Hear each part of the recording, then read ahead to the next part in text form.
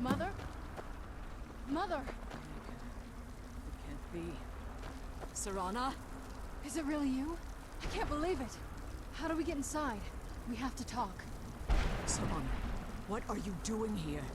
Where's your father? He doesn't know we're here. I don't have time to explain. I must have failed. Harkon's found a way to decipher the prophecy, hasn't he? No, you've got it all wrong. We're here to stop him. To make everything right. Wait a minute. You've brought a stranger here? Have you lost your mind?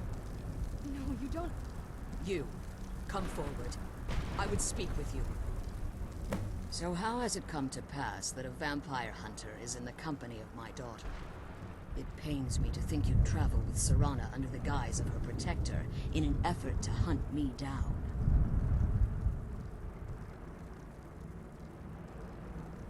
Coming from one who murders vampires as a trade, I find it hard to believe your intentions are noble.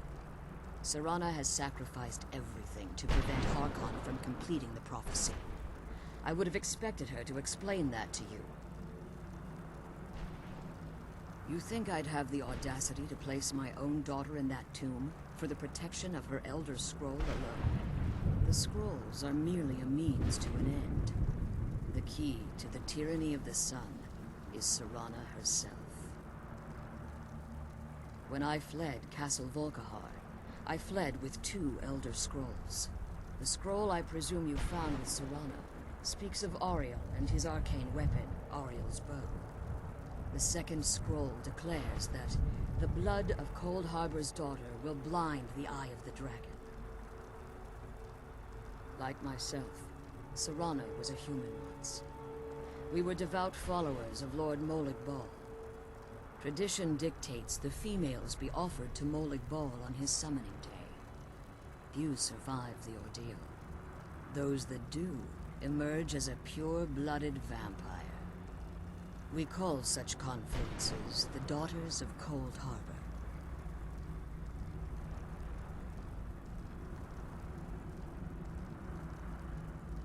It was expected of her, just as it was expected of me. Being selected as an offering to Molag Bal is an honor. She wouldn't have dared turn her back on that. It's what some call the domain of Molag Bal, his place in oblivion. Now you're beginning to see why I wanted to protect Serana, and why I've kept the other Elder Scroll as far from her as possible. If Harkon obtained Auriel's bow, and Serana's blood was used to taint the weapon, the tyranny of the sun would be complete.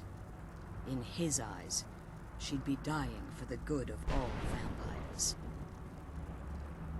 And how exactly do you plan on stopping him?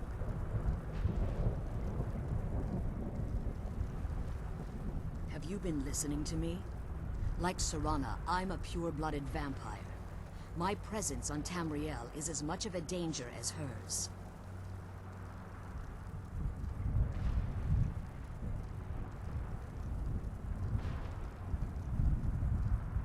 You care nothing for Serana, or our plight.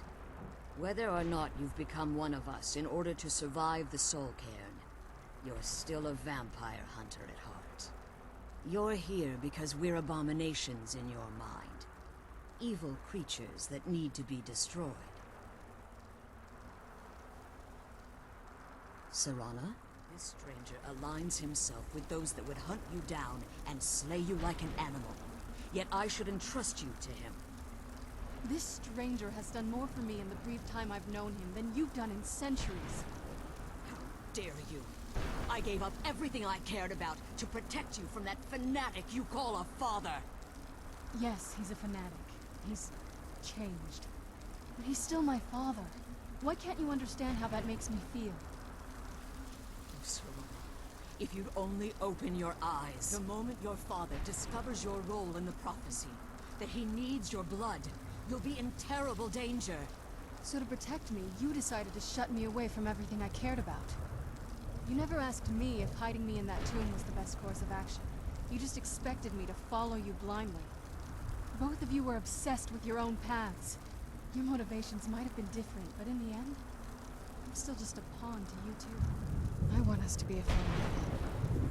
But I don't know if we can ever have that. Maybe we don't deserve that kind of happiness.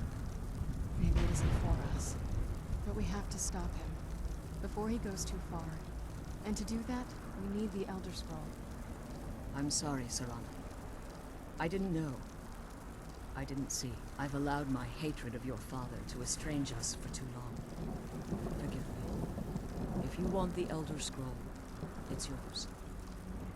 Your intentions are still somewhat unclear to me, but for Serana's sake, I'll assist you in any way that I can.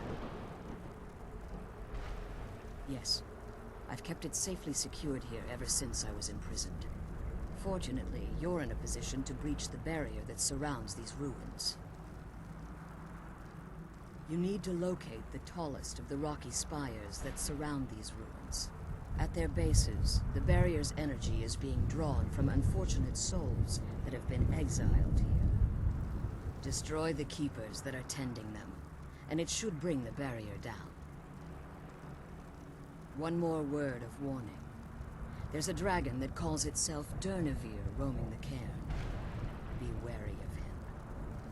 The Ideal Masters have charged him with overseeing the Keepers, and will undoubtedly intervene if you're perceived as a threat.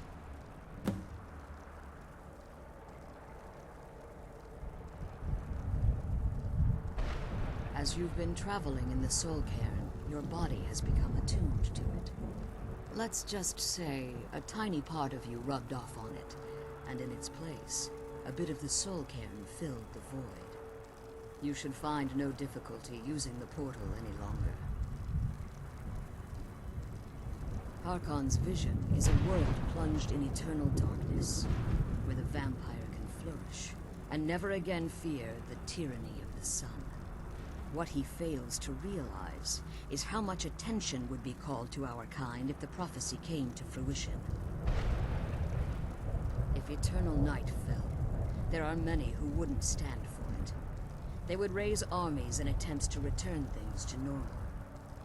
The order of the day would be our destruction, until every last vampire was hunted down and eliminated. I do. It's how the vampire has survived for millennia, and the only way we can continue to survive in the future. When I entered the Soul Cairn, I had intended to strike a bargain with the Ideal Masters, the custodians of this place.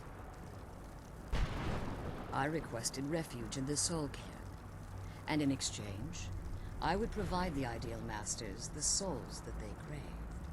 If I had foreseen the value they placed on my own soul, I would never have come here. The Ideal Masters unleashed their keepers and sent them to destroy me. Fortunately, I was able to hold them at bay and retreat into these ruins. Unfortunately, yes.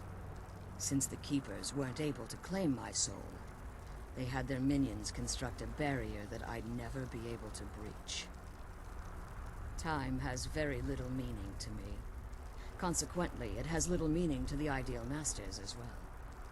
I suppose you could call this the ultimate waiting game, each watching the other to see which will give in.